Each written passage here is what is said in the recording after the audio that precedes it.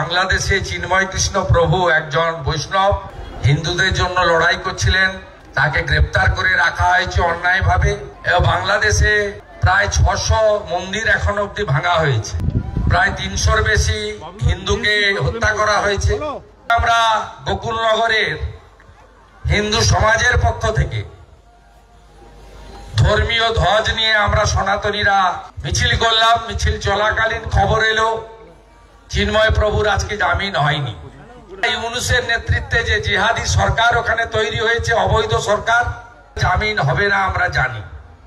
আপনি চন্দন রাজকুমারকে বালেশ্বর থেকে ধরেছেন, দেখিয়েছেন দাসপুর থেকে ধরেছেন, আপনাকে ছাড়া হবে নাকি? ছাড়া হবে? বালেশ্বরে চন্দনের স্ত্রী কেস করেছে, তুইনকেও নিয়ে যাব, সৌম্যদীপকেও নিয়ে যাব, রাজীব কুমারকেও ভুবনেশ্বরে নিয়ে যাব।